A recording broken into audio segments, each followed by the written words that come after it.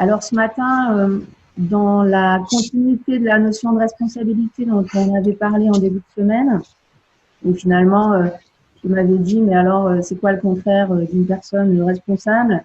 J'avais proposé la notion de victime. Et donc ce matin, j'avais envie qu'on regarde un petit peu la victime en nous, qu'on s'en occupe, et vous donner aussi 4 bonnes raisons de s'en occuper.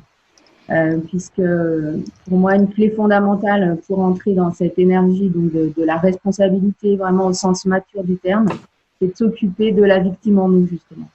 Et tant que cette attitude, elle existe en moi, eh bien, je peux pas décoller finalement. Et tant qu'elle existe aussi chez les gens autour de moi, on va pas pouvoir beaucoup décoller dans la relation. Tant que je suis dans le reproche, dans la plainte, tant que j'ai toujours une bonne raison à mes manquements, je peux pas décoller. Je peux pas le dire autrement. Bien sûr, bon, ça se change pas comme ça forcément en 2 minutes le matin. Il suffit pas d'en parler, il suffit pas de regarder les choses autrement. Ça passe par une chose concrète qui est quand même un changement d'attitude. Donc, je dirais que c'est un choix au départ, une intention. C'est ambitieux, mais les résultats, ils sont vraiment à la hauteur des efforts qu'on va faire. Euh, Parce que ça change beaucoup de choses pour soi et pour son entourage. Voilà, donc je vous propose 4 bonnes raisons de s'occuper de la victime en nous. La première, déjà, c'est parce que c'est pour moi de le faire. Donc, on revient à cette notion de responsabilité. Ce qui est en moi est à moi, donc c'est à moi de m'occuper de moi. Et aussi parce que je dois m'en occuper si je veux en sortir.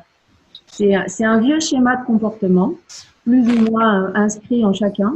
Deuxièmement, parce que je rééquilibre ainsi donc ma relation à moi et donc aux autres et au monde qui m'entoure, en allant guérir mes schémas de conflit, de dépendance, de peur et toutes les histoires et les problèmes qui vont avec.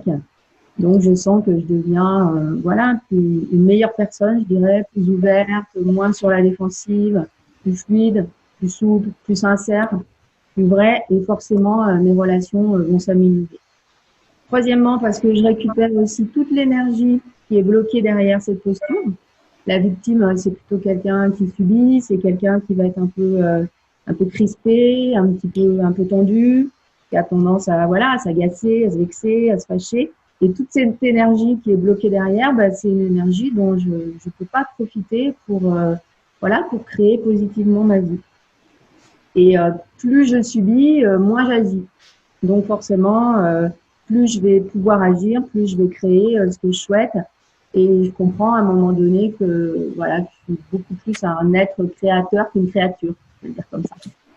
Et quatrièmement, et c'est pas rien, je prends ma juste place dans ma vie et dans le monde qui m'entoure, peu importe cette place d'ailleurs. Et je retrouve plus de force, plus de liberté. Et je me sens plus debout dans ma vie. Il n'y a plus moi et les autres, moi et le monde, moi et mes collègues, moi et mon entreprise. Il y a moi avec les autres, moi avec le monde, moi avec mes clients et moi avec vous ce matin qui crée et donc qui co-crée en permanence en pensée, en parole et en action. Et c'est important de comprendre que tout ce que je pense, tout ce que je dis, tout ce que je fais crée quelque chose. Et ce quelque chose, j'en suis responsable.